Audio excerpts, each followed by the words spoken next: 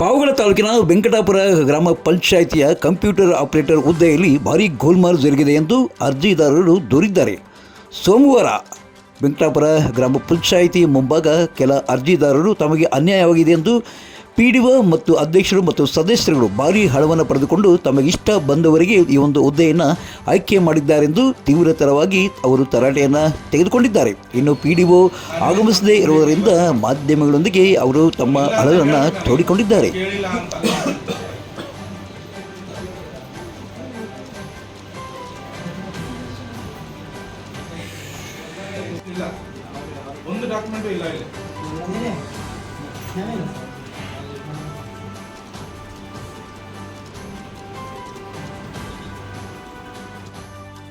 ಈ ಪಂಚಾಯಿತಿಯಲ್ಲಿ ನಾರಾಯಣ್ ಎನ್ನುವರು ಕಂಪ್ಯೂಟರ್ ಆಪರೇಟರ್ ಆಗಿದ್ದರು. ಅವರಿಗೆ ಪ್ರಮೋಷನ್ ಆಗಿ ಬೇರೆ ಕಡೆ ವರ್ಗಾವಣೆಯಾಗೋದ್ರಿಂದ ಈ ಹುದ್ದೆ ಕಳೆದ 8 ತಿಂಗಳಿಂದ ಖಾಲಿ ಇತ್ತು.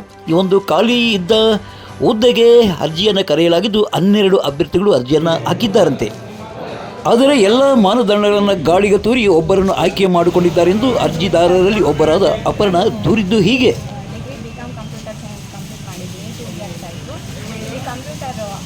ಆಪರೇಟರ್ ಅಪ್ಲಿಕೇಶನ್ ಖಾಲಿ ಇದೆ ಅಂತ ನನಗೆ ಪ್ರೆಸಿಡೆಂಟ್ ಅವರು ಇನ್ಫಾರ್ಮ್ ಮಾಡಿದ್ದು. ಫಸ್ಟು ಅಪ್ಲಿಕೇಶನ್ ಹಾಕಮ್ಮ ಅಂತ ಅವ್ರು ಮಾತಾಡಿದ್ರೆ ನಾನು ಹಾಕಿದ್ದೀನಿ.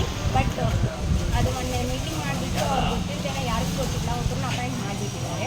ಅದು ತಾತ್ಕಾಲಿಕವಾಗಿ ಅಂತ ಹೇಳ್ತಿದ್ದಾರೆ. ಬಟ್ ತಾತ್ಕಾಲಿಕವಾಗಿ ಅಂತ ಯಾವುದೇ ಏನು ರಿಪೋರ್ಟ್ ತೋರಿಸ್ತಿಲ್ಲ. ಅವರು ಎಷ್ಟು ದಿನ ತಾತ್ಕಾಲಿಕವಾಗಿ ಏನು ಅಂತ ಅವ್ರ ಹತ್ರ ಮತ್ತೆ ಎಂಕ್ವೈರಿ ಮಾಡಿದ್ವಿ ನಾವು.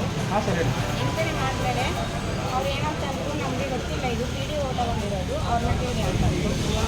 PDOನ ಕಾಲ್ ಮಾಡಿ ಕೇಳಿದ್ರೆ PDO ಏನಂತಾರೆ, ನನಗೆ ಗೊತ್ತಿಲ್ಲ, ಪ್ರೆಸಿಡೆಂಟು ಮೆಂಬರ್ಸ್ ಅಂತ ಅವ್ರು ಹೇಳ್ತಾರೆ.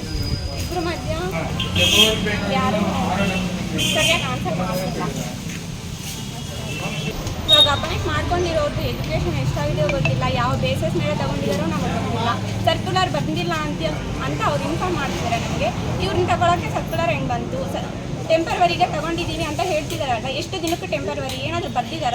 ರೈಟಿಂಗಲ್ಲಿ ಇದೆಯಾ ಇಷ್ಟು ತಿಂಗಳು ಟೆಂಪರವರಿ ಮಾಡಿಸ್ತಿದ್ದೀವಿ ಅಂತ? ಮತ್ತೊಬ್ಬ ಕಂಪ್ಯೂಟರ್ ಆಪರೇಟರ್ ಉದ್ಯೋಗದ ಆಕಾಂಕ್ಷಿ ಇದೇ ಗ್ರಾಮದ ನವೀನ್ ಅವರು ಆರೋಪಿಸಿ ಸುಮಾರು 6 ರಿಂದ 7 ಲಕ್ಷ ಹಣವನ್ನು ಪಡೆದುಕೊಂಡು ಈ ಹುದ್ದೆಯನ್ನು ನೀಡಿದ್ದಾರೆ ಎಂದು ಗಂಭೀರವಾಗಿ ಆರೋಪಿಸಿದ್ದಾರೆ.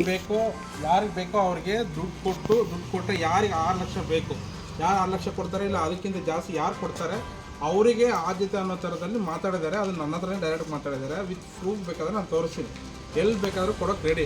ಬಟ್ ನಿಮಗೆ ಕೊಡ್ತೀನಿ ನಾನು. ಅವ್ನು ಬರಬೇಕು, ಡೈರೆಕ್ಟ್ ಬರಬೇಕಲ್ಲ, ಅವ್ನು ಉತ್ಕೋಬೇಕಲ್ವ. ಅವನು ಅಂದರೆ ಅವ್ರು ಯಾರು PDO ಮೊಹಮ್ಮದ್ ರಫೀಕ್ ಅಂತ ಅವ್ರು ಇದ್ದಾರಲ್ವ, ಅವ್ರು ಬರಬೇಕಿಲ್ಲ. ಅವ್ರು ಬರ್ತಾನೆ ಇಲ್ಲ, ಬೇಕು ಅಂತಲೇ ಬರ್ತಾನೇ ಇಲ್ಲ. ನಾನು ಎಷ್ಟು ಸತಿ 20 ಸತಿ ಫೋನ್ ಮಾಡಿದ್ದೀನಿ, ನಿನ್ನೆ ಇಲ್ಲ, ಅವ್ನು ರಿಸೀವ್ ಮಾಡ್ತಿಲ್ಲ.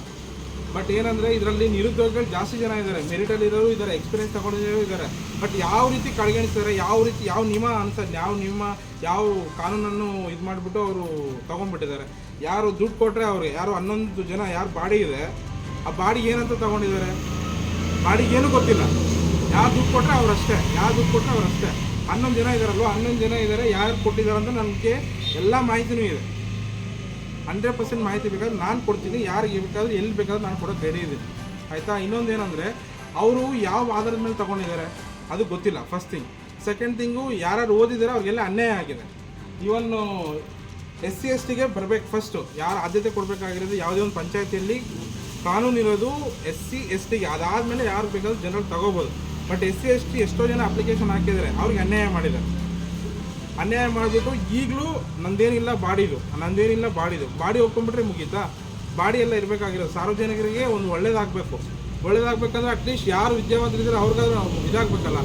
ನಿರುದ್ಯೋಗಿಗಳಿದ್ದಾರೆ, ಅವ್ರಿಗೇನು ಹೆಲ್ಪ್ ಆಗ್ತಿಲ್ಲ. ಬಟ್ ಏನಂದರೆ ಅವ್ನು ದುಡ್ಡು ಯಾರು ದುಡ್ಡು ಕೊಟ್ಟರೆ ಅವ್ನಿಗೆ ಅಷ್ಟೇ.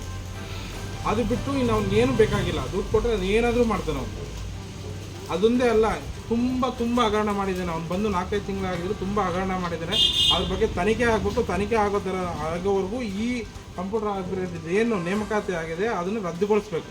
ಅಲ್ಲಿವರೆಗೂ ನಮ್ಮ ಹೋರಾಟ ಮಾತ್ರ ನಿಲ್ಲಲ್ಲ. ನವೀನ್ ಕುಮಾರ್.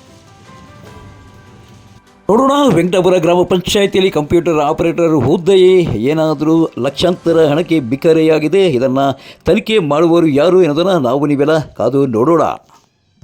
ಪಾವಗಡ ತಾಲೂಕಿನ ತಾಜಾ ಸುದ್ದಿಗಳಿಗಾಗಿ ಪಾವಗಡ ಪವರ್ ನ್ಯೂಸ್ ಎಂದು ಟೈಪ್ ಮಾಡಿ, ಸಬ್ಸ್ಕ್ರೈಬ್ ಮಾಡಿ, ಜಾಹೀರಾತು ನೀಡಿ ಪ್ರೋತ್ಸಾಹಿಸಿ ಬೆಂಬಲಿಸಿ. ನಾನು ನಿಮ್ಮ ಸತ್ಯ ಲೋಕೇಶ್, ಸಂಪಾದಕರು, ಪಾವಗಡ ಪವರ್ ನ್ಯೂಸ್.